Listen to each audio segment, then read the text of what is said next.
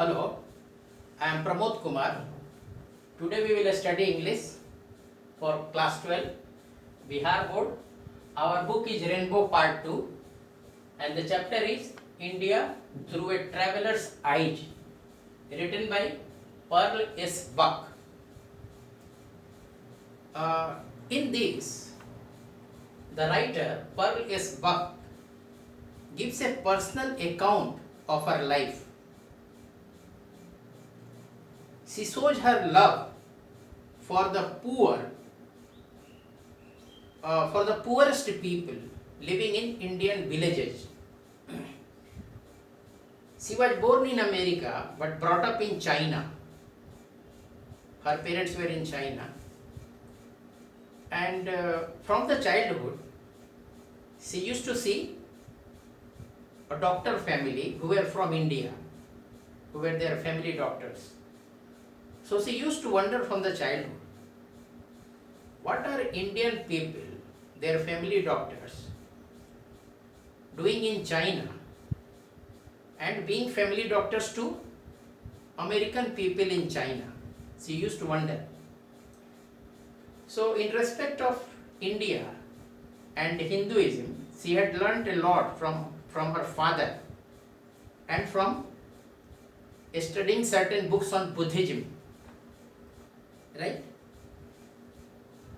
She was curious from the beginning to know about India. She had learned something from her parents and some books on Buddha, but she had not visited India. Then she decided to visit India.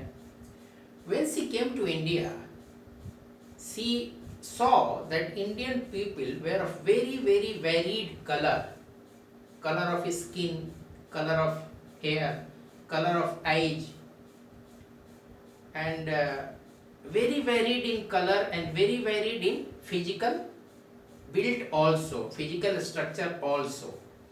She found that in Kashmir people were very fair colored. In South India she found that they were almost as black as an African person. And here also she found a lot of colors.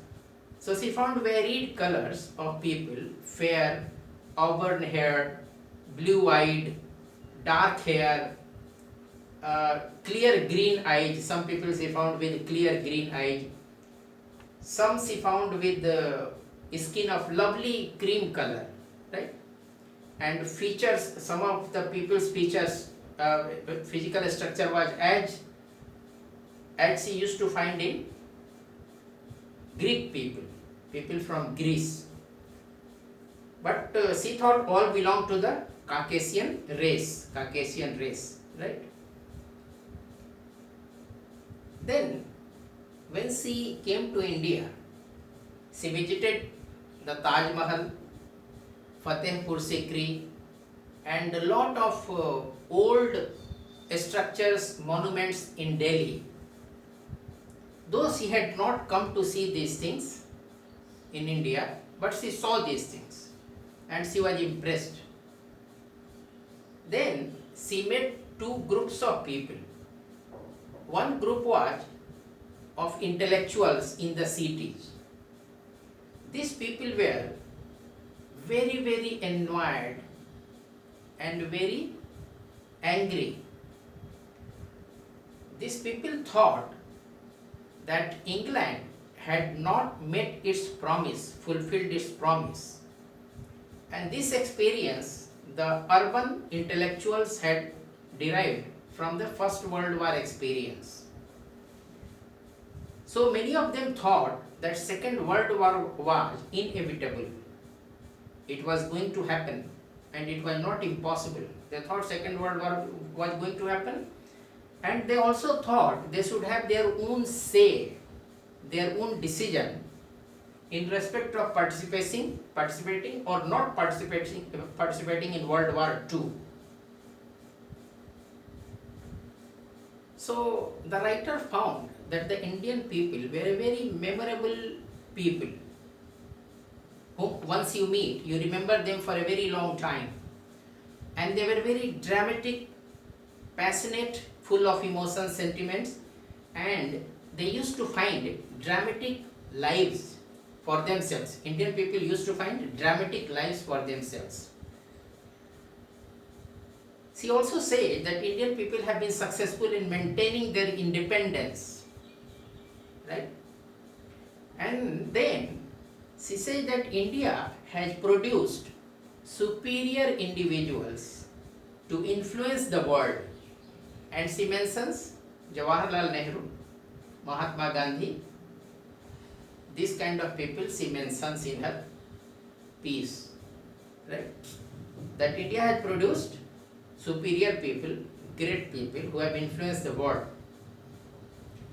She is very positive, appreciative of the Indians having made good use of the knowledge of the West. Since the British ruled India, so Indian people became aware of the English language. And by virtue of being aware of English language, they went through so much of literature and they came to know about the West in a better way. Right? It was due to English occupation, British occupation. She also noticed there was a very quiet confidence of the new India. Quiet confidence of the new India founded in unyielding idealism. She said unyielding idealism.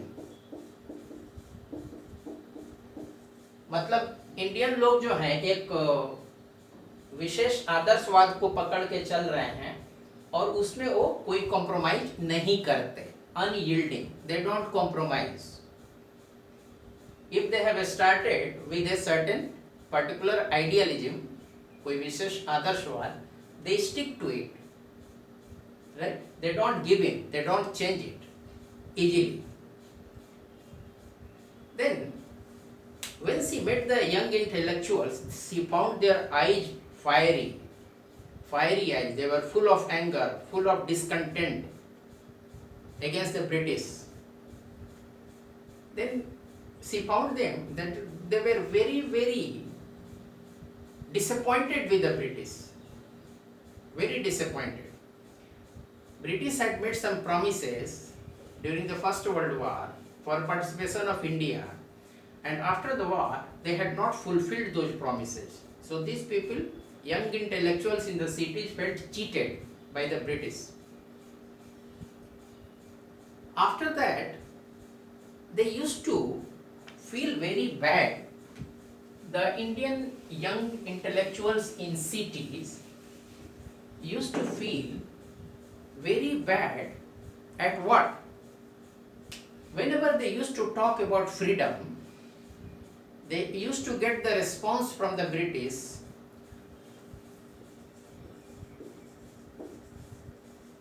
when you are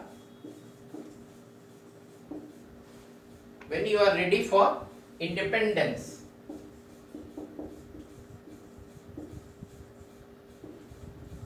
So what used to happen, whenever they used to talk to the British about their independence, the British will ask, when you are ready for independence, means the British used to question that right now, when they were talking this thing at that point of time, you are not ready for independence.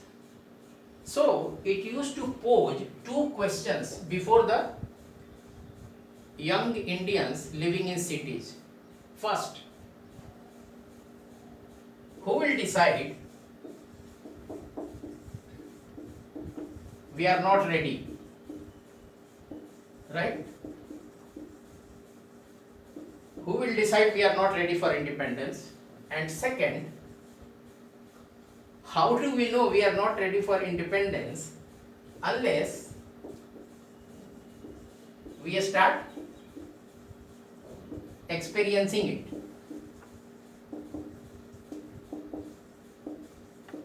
See, any person can be aware of something only when he or she starts using it, doing it. So when the British asked, when you are ready for independence, ... means, then we will allow you, permit you freedom. Then it used to bring two questions before the Indians, young Indians living in cities. First, who will decide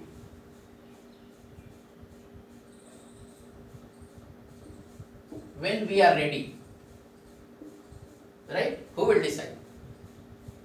Second, unless we start experiencing independence, how do we know, or how do you know whether we are ready or not? So this question used to come. So they think, Indians, that World War II is not far away, it is inevitable, it is going to happen, it will happen, only the timing could be uncertain when it will happen, right?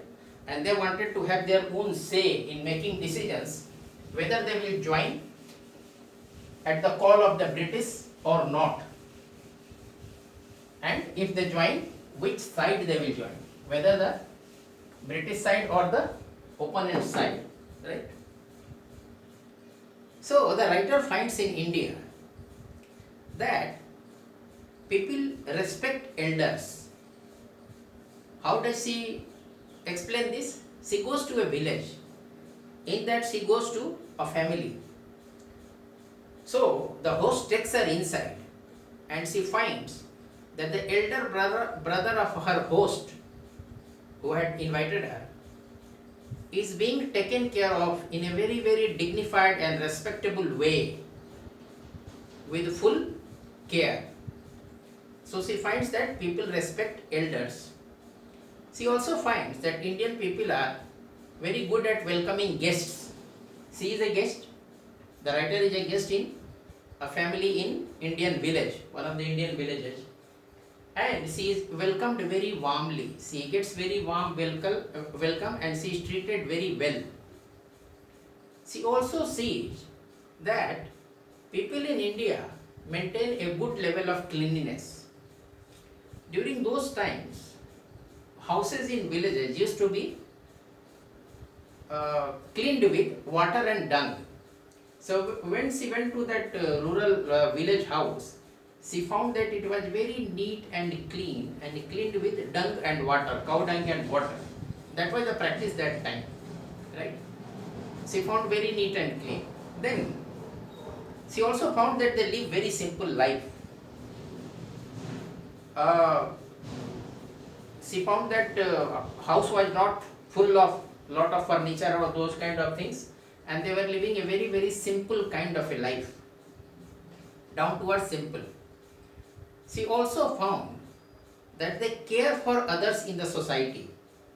When she was taking food, in between, more than once, her host got a shout from outside, silently got up, went out, and after a while he came back. Later on he told the guest that in the nearby house some snake was there. So he was called to kill the snake, to help those neighbors by killing the snake. So there she found that people care for others in the society, right? She also found that Indian people follow very meticulously their traditions, customs and their religion.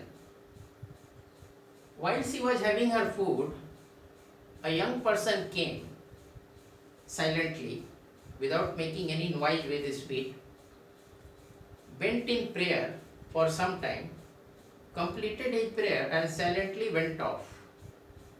So when she asked, her host advised her that he was his brother, and since his house is far off, his home is far off, and this one is nearer, he had come here to offer prayers, and after offering prayers he has gone away.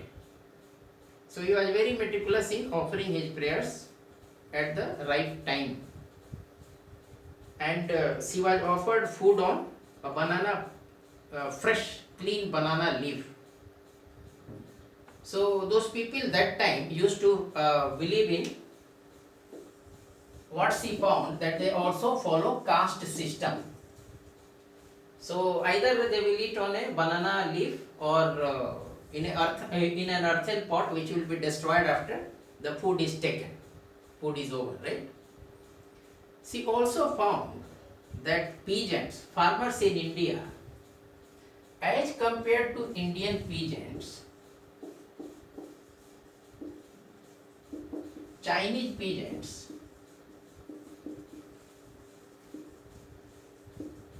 are much richer as compared to Indian farmers. Chinese farmers are much richer, they are much well off. But as compared to Indian peasants, the Russian farmers,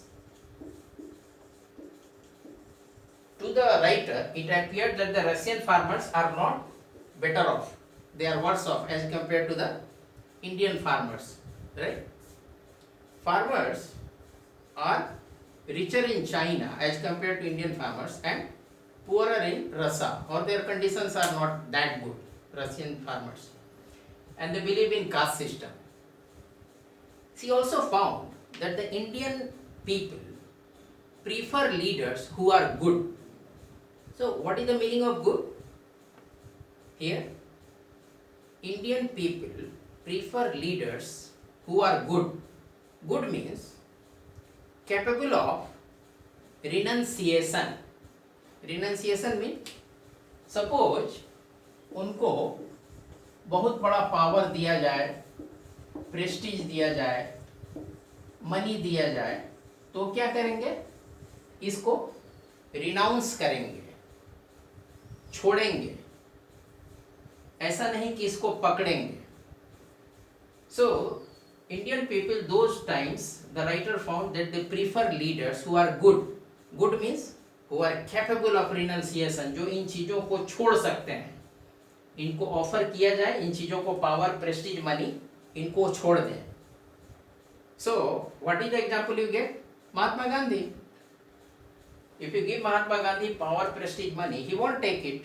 He will say, no, I am good, I want to follow whatever I am doing and I am good as I am, right? And Indian people prefer leaders who are not self-serving, who are not selfish, who are not selfish. So these are the main things she found when she visited India. She was very curious from the childhood.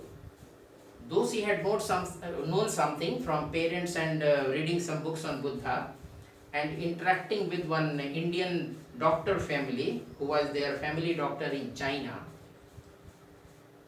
she had not got much. So for getting more knowledge, information about India and Indian culture, civilization, she had come. And she had interacted with two major types of people. First, young intellectuals in cities, and second, rural people in rural India. And she got very good experience, and she saw that people believe in religion, tradition, custom, and they religiously follow all these things. They believe in following all these things. So she had got very good experience, and her curiosity was satisfied to a very large extent, and that's why she gave it the name India through a traveler's eye. The writer is a traveler and she has seen India with her eyes, which are the eyes of a traveler. And this writer had widely traveled across the globe, and many of her writings are relating to her experiences of her travels across the globe. Many of her writings, right? So this is all about this chapter. I hope you found it easy to understand. In case you need to ask anything, please do approach me on my email ID, which will be at the thumbnail to the video. I will be happy to receive any query. Thank you very much.